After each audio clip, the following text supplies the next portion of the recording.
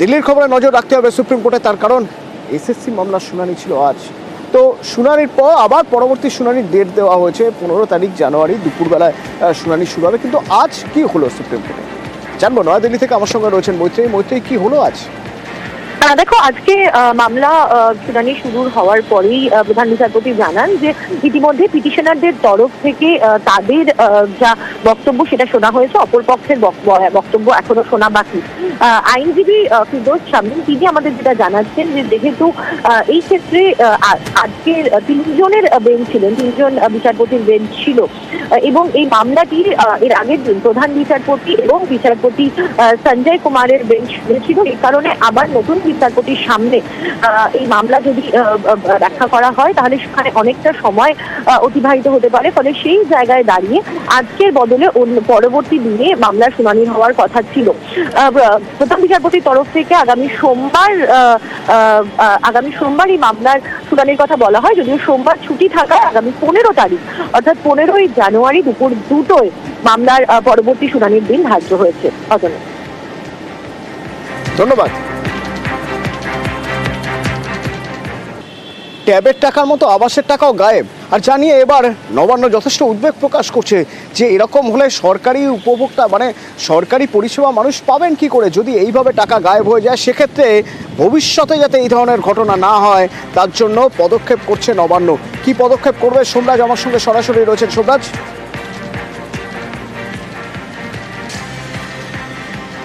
দেখো, ইতিমধ্যে জেলা শাসকদের 5 দফা নির্দেশিকা দেওয়া হয়েছে। মূলত ইসলামপুরের যে ঘটনা ঘটেছে উত্তর দিনাজপুর জেলায়, সেই জেলার ঘটনার পর 5 দফা নির্দেশিকা দেওয়া হয়েছে যাতে সাইবার জালিয়াতির হাতে যে উপভোক্তারা যারা আবাসে প্রথম কিস্তি 60,000 টাকা করে পেয়েছেন তারা যাতে শিকার না হন, তার জন্য জেলাগুলিকে সতর্কতামূলক প্রচার কর্মসূচি চালানোর নির্দেশ দেওয়া হয়েছে।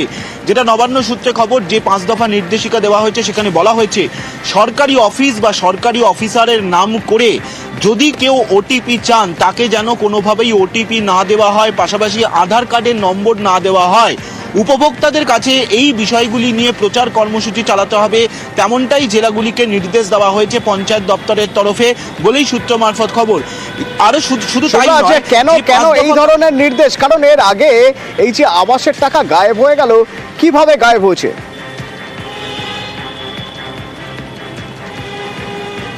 দেখো, যেটা এখনো পর্যন্ত রিপোর্ট এসে পৌঁছাচ্ছে সেখানে দেখা যাচ্ছে যে সরকারি অফিসার বা সরকারি অফিসের নাম করে কেউ বা কারা ওটিপির নম্বর চাইছে, আর সেই ওটিপির নম্বর দিলেই অ্যাকাউন্ট থেকে টাকা গায়েব হয়ে যাচ্ছে, তেমনটাই রিপোর্ট এসে পৌঁছেছে বলেই নবান্ন সূত্রে খবর।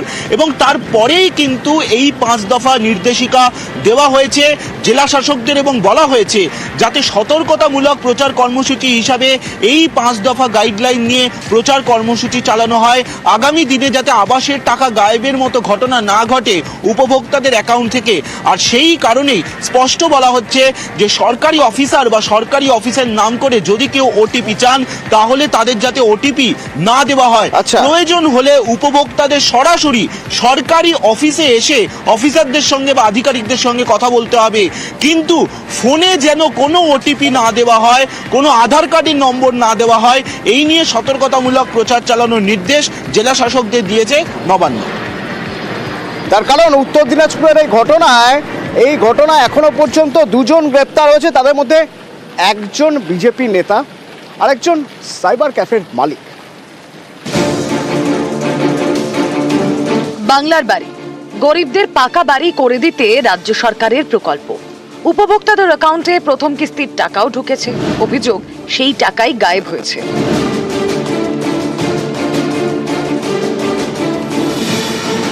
উত্তর দিনাজপুরের গোয়ালপুকুরের পাঞ্জিপাড়ার 9 উপভোক্তার অ্যাকাউন্ট থেকে টাকা গায়েবের অভিযোগ। তদন্ত শুরু করে ইসলামপুর সাইবার ক্রাইম থানা। রবিবার রাতে 2 জনকে আটক করা হয়।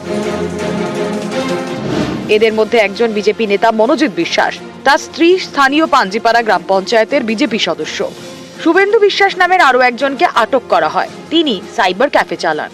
ছেলেটার সাইবার ক্যাফে আছে, সেখানে আধার লিঙ্ক বিভিন্ন কাজ হয়ে থাকে। যখন অনলাইন করেছিল আধার লিঙ্কের সময়, যেহেতু এখানে ওটিপি আসতে হয় বা একটা অথেন্টিকেশন আসতে হয় লিঙ্কের, তার জন্য SMS এর ফ্যাসিলিটি থাকতে হয় মোবাইলে, সেই ফ্যাসিলিটিটা ওদের ছিল না বলে ওর নাম্বারটা দিয়ে হেল্প করেছে। আমরা সবাই চাই, যাদের নিয়ে এসছে তার পরিবাররাও চায় যে এটার সঠিক তদন্ত হয়ে উঠে আসুক।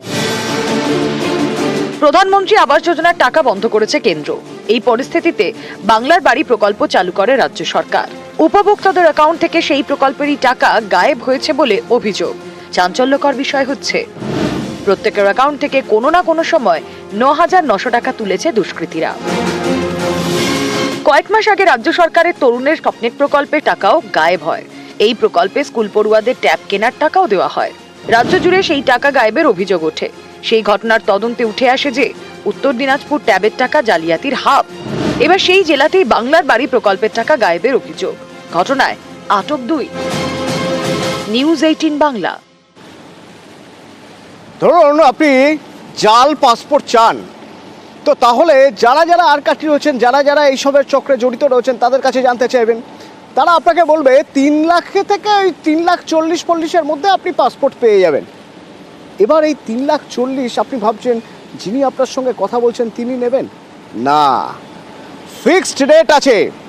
এই পুরো নেটওয়ার্কে একটা পাসপোর্ট জাল করতে কার কাছে কত টাকা দিতে হবে বা কার কাছে কত টাকা যাবে সেই সবের পুরো একটা রেট ঠিক করা ছিল।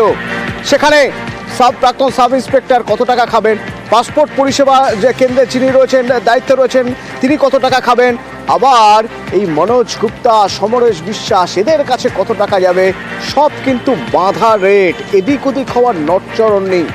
আমার সঙ্গে রয়েছেন অমিত। অমিত, এই ফিক্সড রেট কত রেট? একটা পাসপোর্ট করতে এক একজনের কাছে কত টাকা করে যেত?